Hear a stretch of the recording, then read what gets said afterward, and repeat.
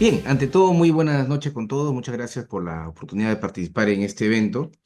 Eh, Dentro del breve tiempo que tenemos, yo quisiera hacer alusión básicamente, el tema es los principales cambios o novedades que puede traer la ley 32069 en materia de infracciones administrativas. Bien, entonces, dentro de este breve tiempo que tenemos, quisiera hacer una pequeña reflexión. Como bien sabemos, la idea de un régimen sancionador administrativo básicamente es disuadir de conductas que el ordenamiento jurídico administrativo, valga la redundancia, considera pues no deseables.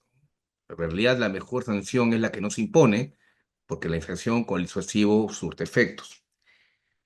Dentro de eso, efectivamente, hemos tenido tradicionalmente un régimen de sanciones en materia de contratación estatal que estaba basado básicamente en la inhabilitación. Esto es común, en realidad, en administraciones que tienen un alto número de administrados y efectivamente, potencialmente al menos, los proveedores estatales serán un número, no digo ilimitado, pero bastante extenso por lo menos. Y bien, sin embargo, con los años y con ciertos, creo yo, excesos interpretativos por parte del órgano sancionador, en este caso el Tribunal de Contrataciones Estatales, se llegó a la necesidad en realidad de hacer algunas variantes y se incorporaron la posibilidad de las sanciones de multa a los proveedores.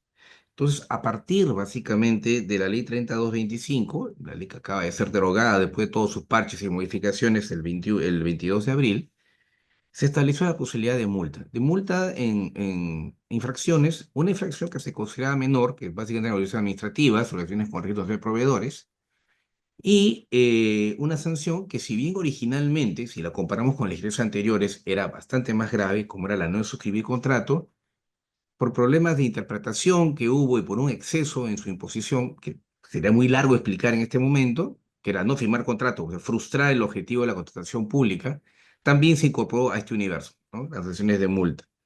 Sin embargo, algo sobre lo que quería destacar y donde vienen las principales novedades, básicamente en un primer momento, es que si podíamos definir una de las características del régimen de contratación pública en materia sancionadora, era su vocación de huida del régimen general. ¿Cómo así?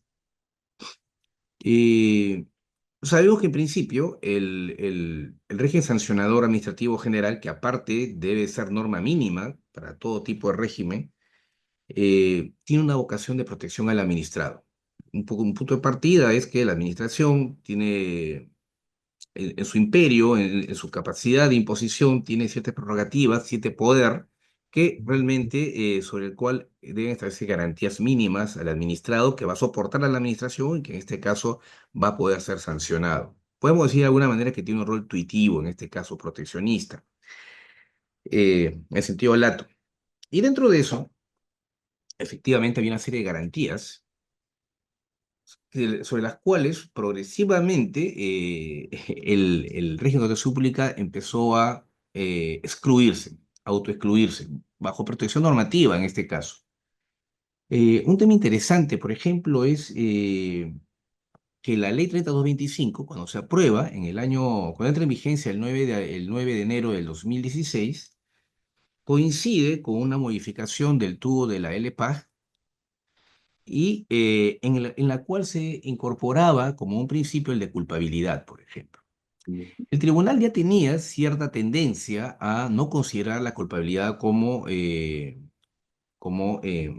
una causal eximente, como parte del análisis de la existencia de la infracción, pero no había nada escrito. Entonces, la primera modificación que tiene la de 3225, que es el reglamento 1341, expresamente estableció como criterio de sanción el principio de objetividad, la sanción objetiva, básicamente. Más allá que pueda parecerle a uno justo o injusto, esto sí constituía una diferencia sustancial con el régimen general. Además, a pesar que en un momento intentó implementarlo, luego también se renuncia a la fase instructora. Teníamos una instancia única, en este caso el Tribunal de Contratación del Estado, instancia única que en este caso no está proscrita, por cierto, sin órgano instructor, ¿correcto? Luego de haberlo implementado en un breve periodo, bajo una preferencia por la responsabilidad objetiva y además, pero también en estos cambios se apartó o mediatizó por lo menos la posibilidad de la caducidad procesal y un tema muy importante, la prescripción se hizo virtualmente imposible. Voy a explicarlo de manera muy rápida para que se entienda, pero el tema es sencillo. eh, no se medía desde la comisión de la infracción la posibilidad de prescripción, sino que ésta quedaba suspendida en realidad desde el momento en el cual una entidad comunicaba o cualquiera comunicaba la existencia de una potencial infracción al tribunal. Entonces bastaba la comunicación de una potencial existencia de una infracción para que ya no corra la prescripción.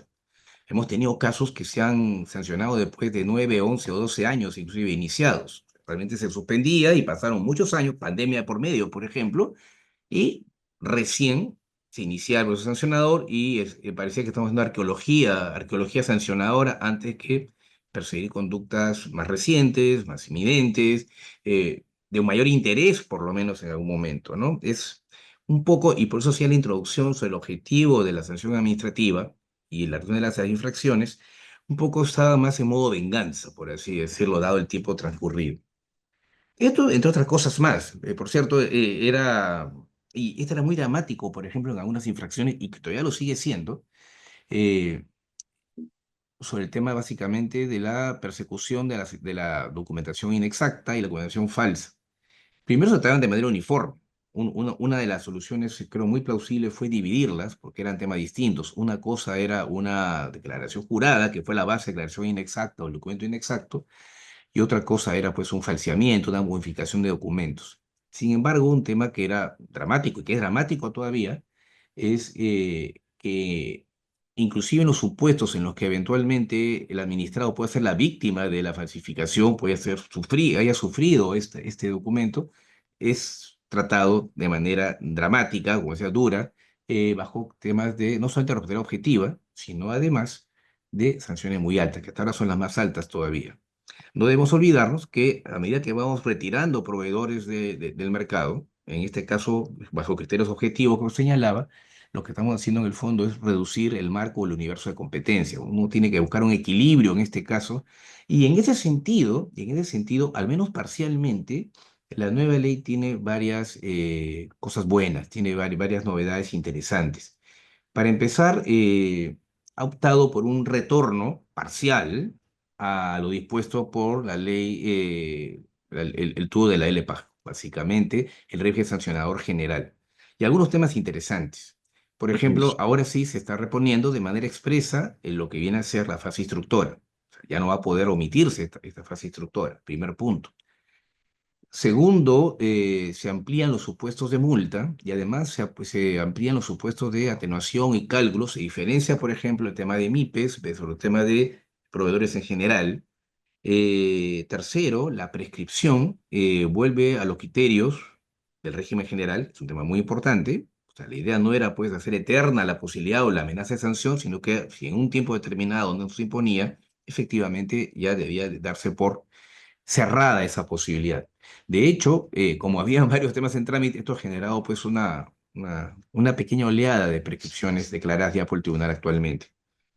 Sin embargo, siempre va a existir esta tensión entre querer mantener la huida. Y un tema concreto lo podemos ver hoy en día con el reglamento.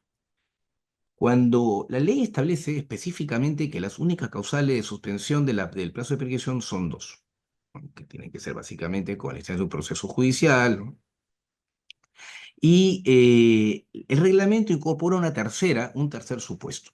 No sé si puede incorporarse vía norma reglamentaria un tercer supuesto de suspensión de la prescripción cuando la ley no lo contemplaba, pero señala ahora que durante el trámite del procedimiento sancionador, mientras que al tribunal no se le place el plazo, se da por suspendido el periodo, el cómputo de la prescripción. Ese supuesto no está en la ley, por ejemplo, y se ha incorporado de contrabando en el reglamento, ¿no? Usted podrá leer y dice, y además del supuesto contemplado en el artículo 93, también será causal de suspensión de la prescripción, que tiene un tratamiento legal, ¿no es cierto? Y crea una nueva causal de suspensión. Sospecho que esto no va a tener sostenibilidad a nivel de control judicial. Otro tema, por ejemplo, también interesante, de entre las novedades positivas, es que efectivamente las causales de exención o de reducción de la sanción también se contemplan, también se prevén respecto al régimen general, con la excepción de la infracción por presentación de documentación falsa. Es la única sanción que sigue teniendo todavía un tratamiento mucho más duro, con condiciones mucho más fuertes todavía, lo cual en principio puede parecer saludable, sí, pero yo creo que aquí todavía falta un último punto, que es el obligar al tribunal que analice los supuestos en los cuales el la infracción por documentación falsa corresponde a una falta de diligencia de un postor sorprendido, de un contratista sorprendido, o inclusive al que se le puede haber sembrado un documento falso para eliminar o para reducir su competencia. Recuerden ustedes que uno tiene que convocar profesionales de distintos índoles y que a los privados no les responden tan fácilmente a las entidades públicas si el documento es veraz o si el señor trabajó o no trabajó ahí.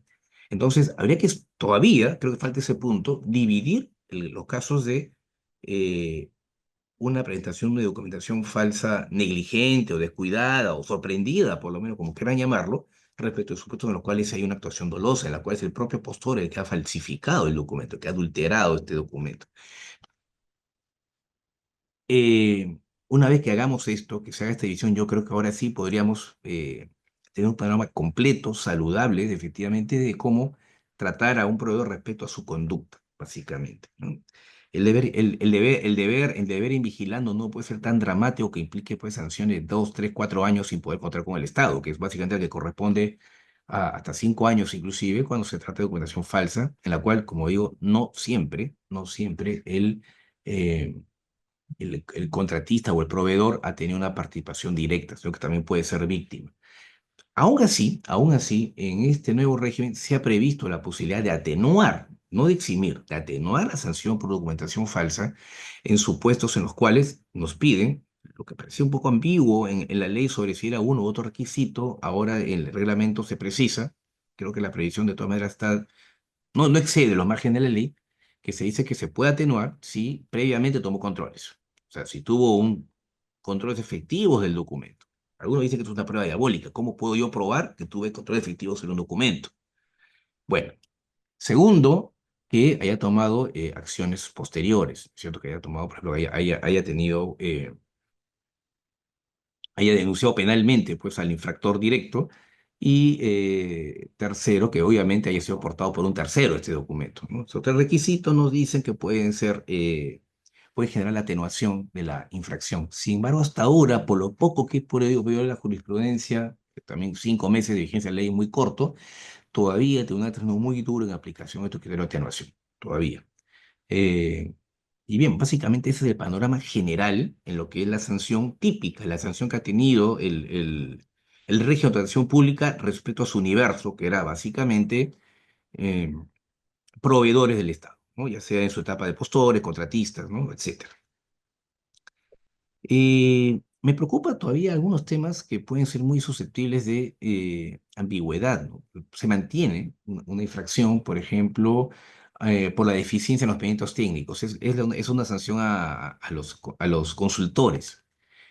Digo que me preocupa porque es muy general el tratamiento, porque señala básicamente que es ante defectos en expedientes, y no hay expedientes perfectos. Eh, un defecto que puede generar un perjuicio. El perjuicio pues, una de plazo, un adicional, no sabemos, y ahí queda abierto el tema. Pero no quiero terminar, creo que me quedan 2 minutos, no quiero culminar mi participación haciendo referencia a una vocación de este leviatán administrativo que ahora se expande ya no a los proveedores, sino en el artículo 94 y 95 de la ley, está expandiéndose a las instituciones arbitrales y a los centros de administración de juntas de prevención y resolución de disputas, de JPRD. Es un tema que en realidad es un tema que nace de un problema que generó el propio Estado, ¿no? Todos sabemos que hacia el año 2016-17 tuvo una preferencia por el arbitraje institucional versus el arbitraje ad hoc.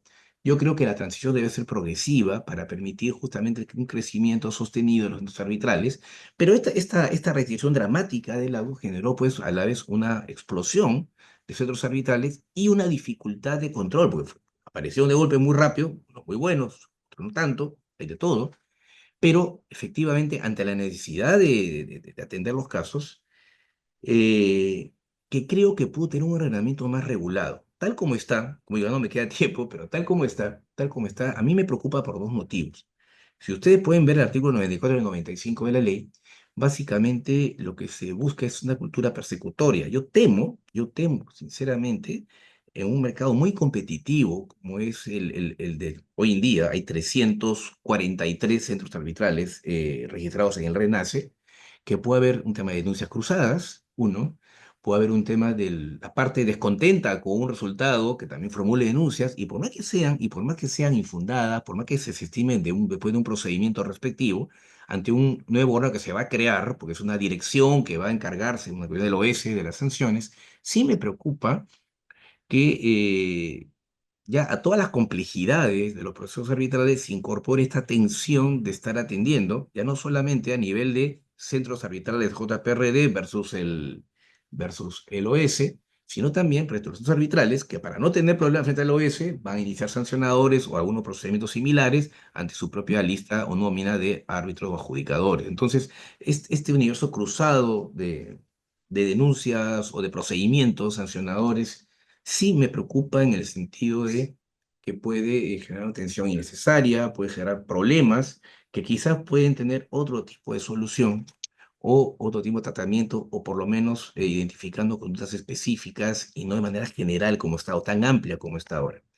Quisiera tener un poco más de tiempo, pero realmente es tirano los minutos conferidos y muchísimas gracias.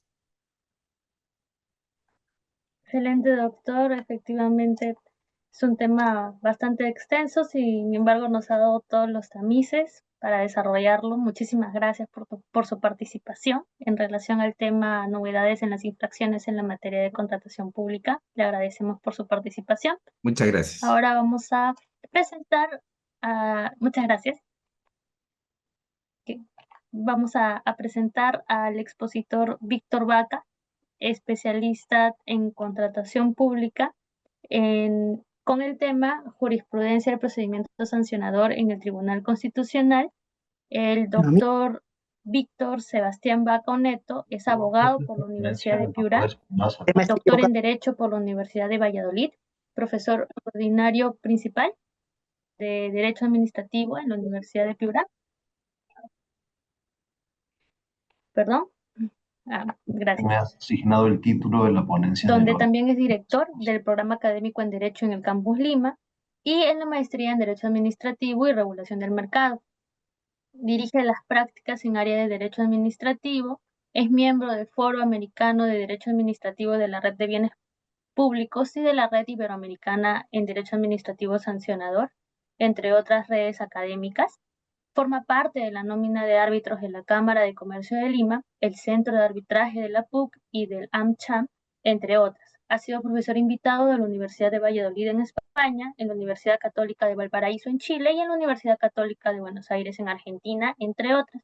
Ha sido miembro de distintos órganos resolutivos del INDECOP, autor de numerosos trabajos en su especialidad, siendo sus líneas de investigación principales la contratación pública y el derecho administrativo sancionador. Bienvenido, doctor. Muchísimas gracias por darnos este espacio y le indicamos que tiene 15 minutos para expresarnos en relación al tema a tocar. Muchas gracias. También queremos comentarle que tiene habilitado por si desea compartir algún material. Gracias. Yo no suelo usar diapositivas, solo un comentario. Creo que me han asignado por error en la presentación el tema del doctor Nueva Saldaña, de lo que él Ah, es el hablar de la jurisprudencia del TC. Sí, Yo voy a mencionar algunas sentencias, pero gracias, claramente creo que gracias, está Víctor, por más aclararlo. capacitado que yo para hablar de ese tema. no se preocupe.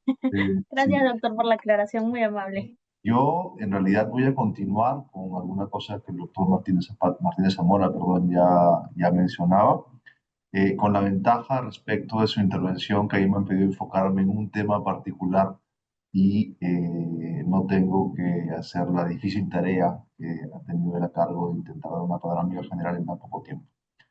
Yo voy a intentar reflexionar junto con ustedes específicamente sobre lo que el doctor Martínez mencionaba ya, esta peculiaridad, que en el fondo no le es tanto, del régimen sancionador en contratación pública, que lo ha convertido históricamente en un régimen objetivo frente a la responsabilidad subjetiva que debiera ser la regla general de nuestro país.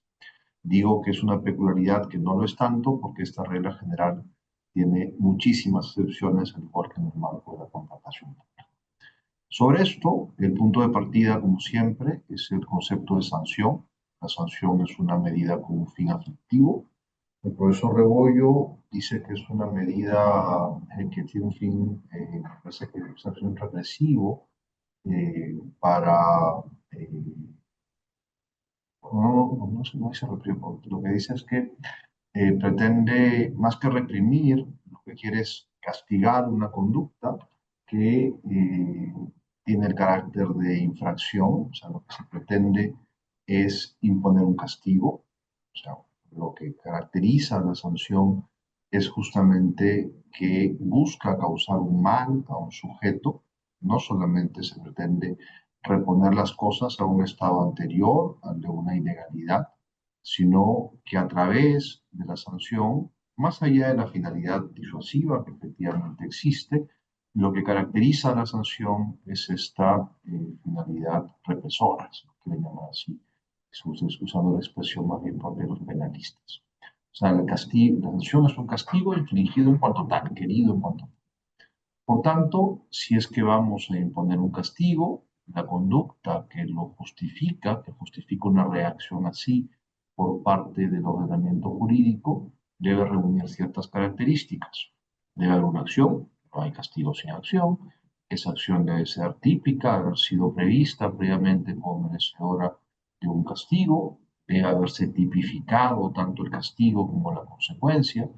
La conducta debe ser antijurídica, debe afectar o poner en peligro un bien jurídico y además hacerlo de manera injustificada. Y además, y esto es lo importante para lo que quiero explicar hoy, tanto la conducta como el sujeto deben ser merecedores de un juicio de reproche. No cabe, no debería ser posible, que se imponga un castigo si es que la conducta como tal no es reprochable y el sujeto en cuanto tal no es reprochable. Esta reprochabilidad de la conducta es lo que se traduce en la exigencia de dolo cuando menos culpa, y la reprochabilidad del sujeto es lo que permite que un sujeto incapaz no pueda ser castigado independientemente de que se puedan imponer medidas preventivas o medidas con carácter no sancionador destinadas a impedir que vuelva a hacer algo prohibido, pero no a causarle un daño por haberlo hecho. Entonces, si es que estamos ante una sanción, tiene que haber previamente una infracción, una acción típica antijurídica y culpable, y por tanto, para que se pueda imponer un castigo, y esto es algo bastante aceptado en la doctrina comparada, con alguna excepción, como intentaré explicar, es necesario que la conducta por la cual se quiere imponer dicho castigo sea cuando menos reprochable, cuando menos culposa, porque sea reprochable lo que implica que sea cuando menos culposa, es decir, cuando menos negligente. ¿Qué significa la negligencia en este contexto? Significa que el sujeto, pudiendo haber actuado de otra manera, no lo haya hecho. O sea, pudiendo haber actuado de una forma distinta para evitar la producción del efecto no deseado, ya sea la afectación a un bien jurídico o su puesta en peligro, no lo hizo. Claro, castigar objetivamente es castigar a quien hizo todo lo que estaba en sus manos, todo lo que le era exigible para impedir la afectación a ese bien jurídico o su puesta en peligro. Por tanto, un castigo objetivo parece contradictorio con la naturaleza misma de una sanción. No tendría sentido imponer estas medidas que buscan castigar, buscan causar mal, además que buscan disuadir a quien lo hizo todo bien. ¿Qué disuasión puedo tener si es que castigo a quien hizo lo que estaba en sus manos para impedir la realización del efecto no deseado? No lo disuado ni nada, estoy castigando pese a que hizo todo lo que tendría que haber hecho. Entonces, a partir de esto, es una posición bastante aceptada, derecho comparado, que no caben sanciones objetivas, que no cabe responsabilidad objetiva. Esto había sido ya de alguna forma afirmado, consagrado por el Tribunal Constitucional en ciertas sentencias que venían a decir que estaba proscrita la responsabilidad objetiva. Y aquí entra justamente esa modificación que el doctor Martínez mencionaba antes a la LPAG, cuando se introduce el principio de culpabilidad. Yo siempre digo que más que introducir el principio, lo que la ley sirvió es para negar el principio. Porque esta introducción del principio lo que hizo en realidad fue introducir la excepción. Es decir, lo que nos vino a decir es necesario que haya negligencia, salvo que una ley o un decreto legislativo permitan la imposición de castigos de manera objetiva. Por tanto, más que reconocer el principio, insisto, lo que la ley permitió fue escaparse del principio. Sobre la base de esto, justamente, en la ley de contrataciones con el Estado, se admitió el carácter objetivo de la responsabilidad. Fue uno de los supuestos en donde se admitió este carácter objetivo. Y lo interesante es que estos temas, específicamente en contratos, en uno de los casos y en otro, en una acción de inconstitucionalidad, llegaron al Tribunal Constitucional. Entonces, el doctor Esmeralda Saldaña seguramente podrá explicar esas sentencias mucho mejor que yo. En dos casos. En un primer caso, en el cual se cuestionaba directamente la modificación de la LPAG, y luego una acción de amparo que iba en contra de una sanción objetiva impuesta por el Tribunal de Contrataciones del Estado. En el primer caso, el Tribunal Constitucional lo que nos vino a decir es que no le parecía desproporcionada por sí mismo la regulación del carácter objetivo de la responsabilidad introducida por la modificación de la LPAG. Yo estoy profundamente en desacuerdo con esta afirmación, pero la segunda sentencia fue un poco más allá incluso. Hago la aclaración, en la primera sí estuvo Eloy, en la segunda no, pero en la segunda, que incluso llevó más allá esta afirmación, lo que nos vino a decir es que como había debate doctrinal al respecto, y algún autor, como por ejemplo Alejandro Nieto, sostenía que la responsabilidad era objetiva, pues nada, está bien que sea objetiva, pero como no había acuerdo, teníamos que quedar en que era objetiva. Yo, vamos a ver, hubiera preferido que el tribunal, ante la falta de acuerdo, tome partido por alguna de las posiciones explicando por qué, no solamente diciendo que ante la falta de acuerdo, eh, pues tomaba como buena la posición de Nieto, que ciertamente es muy, pero muy minoritaria. Pues bien, con esto, en derecho peruano queda admitido y reconocido por el Tribunal Constitucional que haya sanciones objetivas. Y en materia de contratos, las viene habiendo. Las ha habido antes de que se modifique la ley, como el doctor San Martínez Zamora explicaba antes. El tribunal aplicaba la responsabilidad objetiva sin una base legal expresa, y ya con base legal expresa pues lo siguió haciendo. Hay que tomar en cuenta que el tribunal no está habilitado para inaplicar una ley inconstitucional. El tribunal hace bien aplicando la ley. Si la ley dice que es objetiva, ellos no pueden decir ellos otra cosa. No podrían inaplicar leyes entendiendo que sean inconstitucionales. Y en ese contexto se dicta la reciente, no tan reciente ya, pero por lo menos reciente en cuanto a su vigencia, Ley 32/69, que para mí es una oportunidad perdida para reconocer que no hay ninguna razón en el fondo para que la responsabilidad no sea subjetiva. O sea, no tenemos que establecer una responsabilidad objetiva. Hay varias razones que me llevan a esta afirmación. En primer lugar, tratándose normalmente aquí de personas jurídicas, hay que tomar en cuenta que a quienes les correspondería demostrar, que no hay un déficit de organización, que es la culpa de las personas jurídicas, es a la propia persona jurídica. O sea, el tribunal no tendría que probar la negligencia, quien debería acreditar la diligencia es la propia persona jurídica. Además, no estamos hablando de una probanza de dolo. O sea, aquí lo que bastaría para el castigo es que la conducta sea negligente y tendrían que probar que estuvieran en condición de actuar de una forma distinta.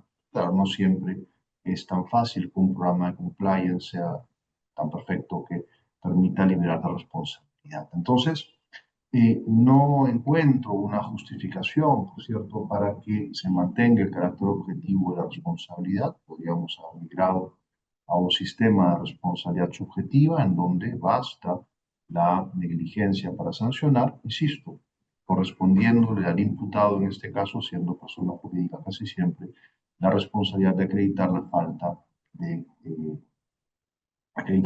su conducta diligente. ¿Qué es lo que hace la ley de contrataciones? Lo que nos viene a decir es, bueno, la responsabilidad seguirá siendo objetiva, salvo, aquellos supuestos en los cuales sea posible una justificación.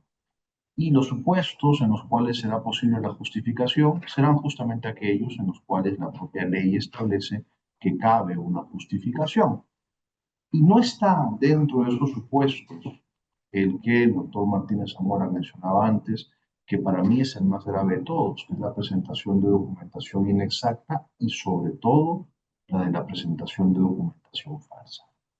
Fíjense que se trata de las infracciones más graves que tenemos en la legislación de contratos, sobre todo la de presentación de documentación falsa, que no solamente tiene una sanción bastante alta, sino tiene un plazo de prescripción larguísimo, y pese a ello se considera que son infracciones objetivas, es decir, infracciones en las cuales se castigará al administrado independientemente de su actuar diligente o negligente. Habiendo probado su actuar diligente, esto no es suficiente para liberarse de responsabilidad. La ley lo que ha establecido es que ese actuar diligente podría servir para que se reduzca la sanción por debajo incluso del mínimo. Pero estamos hablando de un atenuante de responsabilidad. No estamos hablando de un eximente de responsabilidad, que es lo que en estricto debería ser que el sujeto haya actuado de una manera diligente. ¿Qué sentido, insisto, tiene castigar a quien lo hizo todo bien? ¿Qué finalidad punitiva se satisface? ¿Qué finalidad disuasiva se satisface? Ninguna. En el fondo, lo que estamos logrando es espantar a los posibles interesados que, sabiendo que pueden ser castigados así lo hagan todo bien, prefieren no participar en procedimientos de selección. La norma, tanto a nivel legal como a nivel reglamentario, ha desarrollado cuáles son estos criterios que podrían permitir para reducir la responsabilidad. Tiene que ser este documento falso o inexacto, un documento que ha sido entregado por un tercero, tiene cierto sentido, hasta cierto punto, que se demuestre que actuó con la debida diligencia y además tiene que acreditarse que tomó las acciones legales para perseguir a quien hubiera sido el responsable de esta acción. Luego el reglamento ha indicado que esas acciones legales es presentar la denuncia. Bueno, una denuncia penal contra quien hubiera sido el responsable de la falsificación. Aquí el gran tema siempre va a ser cuáles son esas medidas de diligencia que serán suficientes para acreditar que se hizo lo que se pudo. Insisto, no ya para liberar de responsabilidad, sino cuando menos para reducir la sanción. ¿Por qué? Porque normalmente esas medidas de diligencia que han sido planteadas, siempre se han planteado con el fin de liberar de responsabilidad. Ahora el tribunal tendrá que valorarlas para reducir la responsabilidad. ¿Y cuándo serán medidas suficientes? Cuando la supervisión haya sido tercerizada, cuando la haya hecho una empresa especializada. ¿Cuál va a ser ese estándar de diligencia exigible para cuando menos reducir la responsabilidad? Efectivamente, la norma es reciente, todavía no hay una jurisprudencia que nos permita saber por dónde irán los tiros, pero la verdad es que el gran debate en los próximos años va a ir esencialmente por aquí, sabiendo, aun cuando sea algo con lo que yo no esté de acuerdo con nuestro país, se admite esta responsabilidad objetiva. Y con eso, no me he pasado unos segundos, les agradezco muchísimo la atención. Y nada, creo que va a ser una ronda de preguntas o intercambio, en la cual seguramente podremos discutir sobre estos temas. Gracias. Excelente, doctor. Muchísimas gracias por toda su expertise en relación al tema. Definitivamente es un tema que queda al aire en relación a la aplicación de ciertos atenuantes. Muchas gracias. Ahora vamos a darle el pase al expositor Eloy Espinosa Sandaña, ex magistrado del Tribunal Constitucional, con el tema antes en mención. El doctor Eloy Espinosa Saldaña es postdoctor en Derecho por la Universidad de Bolonia, doctor en Derecho con mención sobresaliente summa cum laude y premio extraordinario en Madrid, profesor visitante y o conferencista invitado en el Instituto Max Planck de Heidelberg, el Tribunal Constitucional Federal, el ministro de Relaciones Exteriores y la sede central de la Fundación Konrad Adenauer, Alemania, las universidades París I, Sorbona y de Lorena en Francia, las universidades de Bolonia, la Sapienza y Pisa y la Corte Constitucional Italiana, el Parlamento Europeo y diversos tribunales constitucionales, Cortes Supremas, universidades y centros de estudio de España, Rusia, Suiza, Polonia, Bélgica, Andorra, México, Guatemala, Honduras, Nicaragua, Costa Rica, Panamá, Puerto Rico, República Dominicana, Colombia, Perú, Ecuador, Chile, Argentina, Uruguay, Paraguay, Bolivia, Brasil, Marruecos, Qatar y Corea del Sur. Perito por la Comisión ante la Corte Interamericana, autor, coautor y director de diversas publicaciones en su especialidad. Doctor Eloy Espinosa, muchísimas gracias por aceptar la invitación. Si gusta, Muchísimas. también tiene habilitado el No, rato. no, no, es que el tiempo es muy corto y en Muchas realidad gracias. tenía un texto bastante más largo. Voy a centrar, aprovechar primero, agradecer la invitación del CAE, muy especialmente a Jorge Abel Ruiz Bautiste, a todo el equipo y a las organizaciones que han colaborado con la materialización de esta actividad. Un abrazo para ti, un abrazo para los amigos de siempre, Marco y Víctor. Y vamos al tema, ya mucho de lo que quería decir se ha dicho, entonces voy aprovechando los 15 minutos, centrándome en algunas de las pautas que la jurisprudencia del Tribunal Constitucional ha fijado básicamente en nuestra configuración. Hay, como ha dicho bien Víctor, una sentencia en la cual yo no lo hubiera firmado, ¿no? Pero finalmente no te dice nada, pierde, como se ha bien señalado, una buena oportunidad para precisar lo que se tiene que precisar. Entonces, un tribunal está para resolver situaciones de conflicto o para aclarar posibles diferencias. Entonces, no puede decir que como esto es opinable, entonces me acojo a una posición muy respetable, pero absolutamente minoritaria en la doctrina. Esa sentencia, con todo respeto a Nieto, esa sentencia yo no lo hubiese firmado. Bueno, vamos a lo que interesa. Vamos a plantear que el, todos sabemos que esto es expresión del jus puniendi del Estado. El jus puniendi del Estado tiene dos caras, entonces la del derecho penal y la del derecho administrativo sancionador.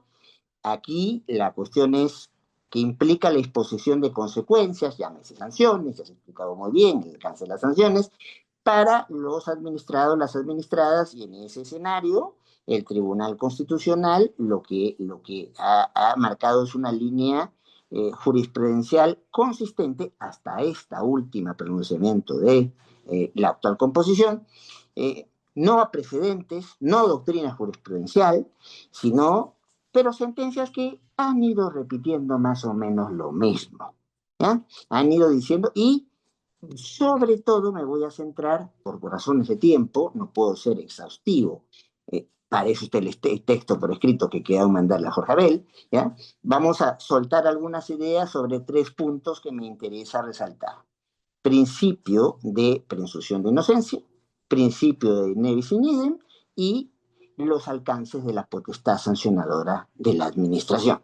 Hay más, pero si no, tendría que tomar el tiempo de la otra mesa y creo que de eso no se trata. Bien, entonces, el primer punto que quiero analizar es el de la presunción de inocencia en los procedimientos administrativos sancionadores. Allí vemos cómo hay varias sentencias. Podemos mencionar el caso José Orlando Salas Mendoza, el caso Víctor Hugo Pacha Mamani, el caso Roosevelt, Alexis, Ruiz Moscoso, y sobre todo, el caso Eric Jonathan Zárate Luna, que es un caso fundamental, porque se va a aplicar en varios aspectos y por lo menos en los tres que voy a mencionar en esta exposición de todas maneras. ¿Qué es lo que se va a decir sobre la presunción de inocencia? Algo que en su momento no era comprendido a cabalidad y que ahora es una cosa de todos y todas. Se va a entender que la presunción de inocencia no se limita al ámbito penal, va al ámbito administrativo y eso va a implicar que no hay sanción que pueda imponerse sin que exista una prueba idónea, suficiente y fehaciente que desvirtúe la presunción de inocencia. La presunción de inocencia es una presunción que se mantiene siempre y cuando no, entonces haya una prueba que cumpla con idoneidad, que suba con suficiencia, que cumpla con sea fehaciente. Dicho en otras palabras, la potestad sancionadora no puede basarse en meras presunciones de culpabilidad. Estaba hablando de presunciones para distinguir, como bien ha distinguido la exposición de Víctor, sino que se requiere un estándar probatorio riguroso. Ahora ahí viene el asunto. Como se preguntaba hace un rato, ¿qué se entiende por suficiente diligencia? ¿Qué se entiende por estándar riguroso? ¿Ya? Y para eso están los fundamentos de voto en la sentencia que hemos visto, básicamente porque la discusión se da muy fuerte en nuestra composición de tribunal. En ese caso, queda claro que lo resuelto en el ámbito administrativo es independiente de lo penal, en líneas generales, porque en el mismo caso, que ya he mencionado, Erika Jonathan Zárate, y también en otro caso anterior, de Francisco Weinstein, lo que se va a decir es que se va a analizar la situación de la expulsión de alguien de su puesto de trabajo por estar incurso en la comisión de un delito. Ahí sí hay una vinculación entre lo penal y lo administrativo sancionador. Tengo que haber sido sancionado en el ámbito penal, tiene que haber responsabilidad en el ámbito penal para después pasar a la imposición de sanciones administrativas sancionadoras. ¿Ya? Entonces, segundo aspecto, para ir ya al nevis in idem. El nevis in idem, otra vez, caso Jonathan Zárate, donde el tribunal va a sostener que no se vulnera el nevis in idem cuando un mismo hecho genera paralelamente acciones administrativas y penales. ¿Por qué? Porque las naturalezas son distintas, acá bien se ha dicho. El derecho administrativo sancionador tiene una función más fiscalizadora, controladora, y la reeducación, la resocialización es más ámbito del derecho penal, por lo menos del derecho penal moderno. ¿No? Sin embargo, sí habría violación del principio nevis in idem cuando se pretende sancionar dos veces al mismo administrado o administrada dentro del mismo ámbito administrativo por los mismos hechos y por los mismos fundamentos. Esto es especialmente importante en la contratación pública, porque como todos sabemos, entonces no solamente el antes OCE, ahora OED, que es básicamente la misma historia, no es el único que aplica sanciones. Hay otros órganos estatales que aplican sanciones. Entonces, y no solamente eso, está el escenario muy bien descrito por Marco. O sea, yo soy presidente de una corte de arbitraje, pero sé que hay cientos de cortes de arbitraje aparte que la mía. Y el caso puede ser presentado en más de una corte de arbitraje. Tenerlo presente.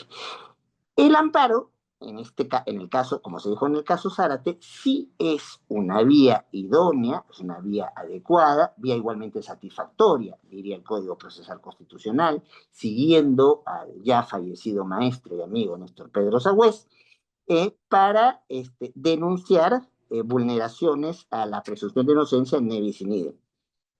¿Cuál es la pauta a seguir? Zárate se remite a un precedente que tuve el honor de ser su ponente, el precedente El Borrés, el que te establece cuándo vas a la vía ordinaria, en este caso el contencioso administrativo, y cuándo vas al amparo.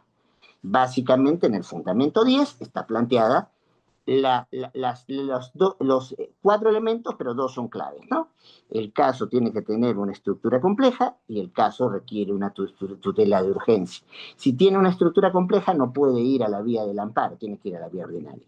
Si requiere una tutela urgente, no puede ir a la vía ordinaria, tiene que ir al amparo. No hay mucha más vuelta que dar. Entonces, sigue en esa línea una sentencia de pleno, la 252 del año 2020, vinculado al tema de administrativo sancionador aplicable a notarios y notarias. Allí se va a resaltar la importancia del principio de legalidad, juridicidad, como bien lo dijo en su momento Jesús González Pérez, ¿ya? Las infracciones tienen que ser escritas, tienen que ser anteriores al hecho, tienen que estar formuladas con la claridad suficiente para evitar la arbitrariedad. El decreto legislativo en juego aquí, el 1232, había cumplido con sus deberes, entonces, y había tipificado las conductas infractoras y había clasificado en escala gradual, una gradualidad establecida en función de la gravedad del perjuicio y de la existencia o no de dolo.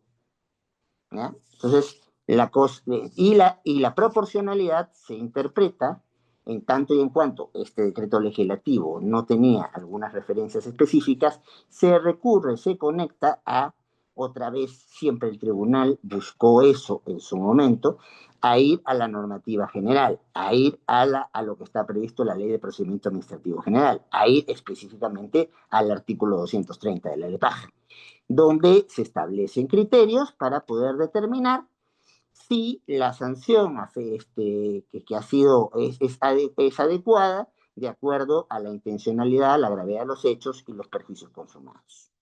Voy terminando porque ya el tiempo se me va y voy terminando con el último tema que dije que iba a anotar. La jurisprudencia del Tribunal Constitucional ha ido más allá. Las muy buenas exposiciones de mis colegas y amigos me liberan de poder entrar en mayores detalles. Eso ya dije qué es lo que pienso sobre la última sentencia, ¿ya? Pero sí es interesante anotar la línea que se va a manejar desde un caso, que es el caso Ingeniería, Mantenimiento y Construcción, SACA, ¿ya? Contratistas generales. Aquí lo que se enfrenta es por amparo, es una sanción de la antigua OSI, ¿ya? Del Organismo Superior de Contrataciones del Estado.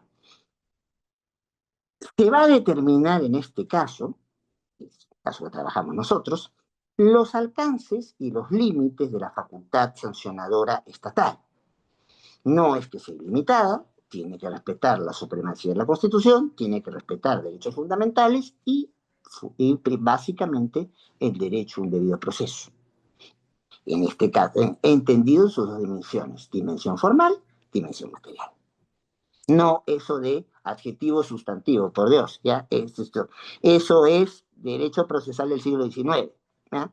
Entonces, aquí lo importante es cuidar los derechos, cuidar parámetros constitucionales y en los derechos el debido proceso, con una especial preocupación, en este caso específico, en el tema de la defensa, ¿ya? Si no hay defensa, es un elemento esencial dentro de un derecho esencial como el debido proceso.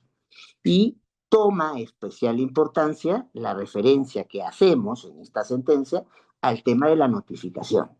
La notificación no es una mera cuestión formal, no, señor. Si no hay notificación, no hay eficacia. ¿Eh? No podemos cumplir la sanción que se haya planteado, no podemos materializar la sanción si nadie es debidamente notificado. Y aquí justamente OCE se complica la vida haciendo teniendo falta de diligencia. Y aquí sí queda claro en esta sentencia lo que le preocupaba a Víctor, el alcance de la diligencia. ¿Qué pasa en este caso en específico? OCE solo hace una notificación que no recibe respuesta. Y de ahí pasa a una notificación por edictos, sin haberse cerciorado si la contraparte llegó a tener alguna vez la información que debería tener. Consecuencia, se plantean paros. Se plantean paros. Después ya hay algunas sentencias muy importantes. Yo recomendaría mirar una sentencia que hicimos en nuestra composición y que tuvo una premiación por la defensa de los derechos de los migrantes y las migrantes. Es el caso Mezquita de Oliveira, un caso brasileño que se casó con peruana, pero igual lo sacaron del país, y plantear que yo tengo discrecionalidad en el ámbito administrativo, sancionador, migratoria, pero no puedo hacer lo que quiero y como quiero. Tengo que ceñirme a, bueno, los parámetros que ya he planteado aquí. Entonces, debe haber una información clara y anticipada de los cargos y la sanción que se quiere imponer, una copia íntegra de la resolución correspondiente, entonces contar con la posibilidad de exponer hasta argumentos, ofrecer y actuar pruebas, recibir asesoría legal. Este caso era un señor extranjero que masticaba el castellano y hablaba más portugués, entonces, que tiene que tener el derecho a la posibilidad de impugnar ante una autoridad imparcial y dentro de un plazo razonable, ¿no? Entonces, y con respecto a lo que son ya debido proceso, con esto voy cerrando, en su dimensión material, ¿ya? El debido proceso de prevención material tiene una preocupación especial por la razonabilidad y la proporcionalidad que debe inspirar a toda decisión administrativa. ¿Eso qué quiere decir? Que yo tengo que tener fines lícitos, o por lo menos no prohibidos por el ordenamiento jurídico, y tengo que caminar a través de medios adecuados, análisis de idoneidad, análisis de necesidad, análisis de proporcionalidad estricto. Esa ha sido, en líneas generales, las pautas de la jurisprudencia del tribunal. Nunca se llegó a decir que la puerta estaba abierta para una comprensión subjetiva de la responsabilidad, pero creo que es bastante claro en muchos pronunciamientos nuestros que hacia eso se tendía.